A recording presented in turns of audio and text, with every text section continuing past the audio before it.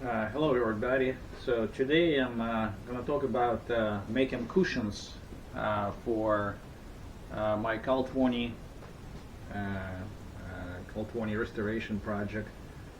I recently bought a Cal 20 sailboat from 1963, and the cushions, although maybe not original, but who knows, maybe original from 1963, it's quite possible that they're in pretty poor shape. I mean, they're still there, but I wouldn't want to spend my time lying down on cushions that are 60 years old. So I decided to make new cushions. So to make them proper way, it's probably gonna cost me a couple of $1,000 if I order them from one of the shops that do it professionally. And I don't feel like it's justified. I'd better spend my money on more useful things. However, I think it's important to have nice brand new cushions, as I just repainted the V-burrs on the cabin. So what I'm doing, I'm doing a project that basically would cost me just a few dollars. My estimation, maybe just under $30–50 for the whole thing. So what I did a while ago, I got for free on Craigslist. One of the local shops was giving away some foam strips. I don't know what projects they had it all for, but they had tons of foam strips. They're 6 feet long, and probably like a few inches wide, 3-inch foam. And so I'll grab a few, as much as I can fit in my car. And so then later on, I glued them together. So like, let's say this sheet has 8 of them glued together.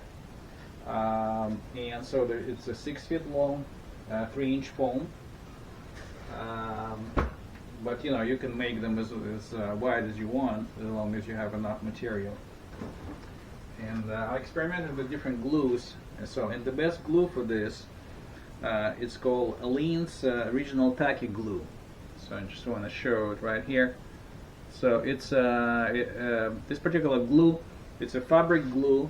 It's sold in Walmart, and 16-ounce bottle only costs like $4.50, something like that. So I found it very useful. So I probably usually use like 3/4 of this bottle for the sheet like this. So when I glue them together, I glue strip by strip, and then once they're all together, I use long clamps, and maybe just like some piece of wood on both sides, 3 clamps, and keep them together for maybe 2 to 3 days. And so I tested them in the water. It doesn't come apart. It holds together pretty well. So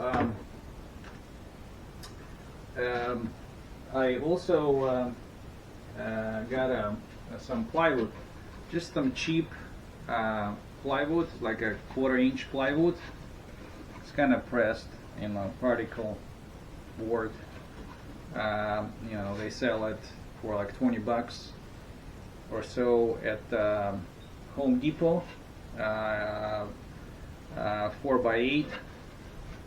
And so I got the old cushions, and I kind of traced them around on the plywood, and then just cut down the plywood to the shape. And here I want to show you some of the examples that I made. So basically, so like this is from the V-burrs, one of the parts, one of the cushions. Here's another example I have. So here's another example. So what I'm doing, so once I have foam cut, and I'm using basically a meat carving knife, and it cuts the foam very well. So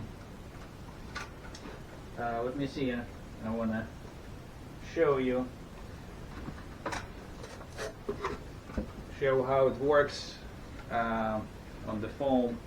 So basically, once you trace the foam, you can just cut it to shape just like this.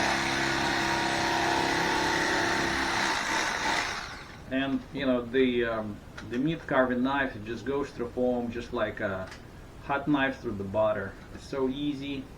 You can trace it in any form. Perfect.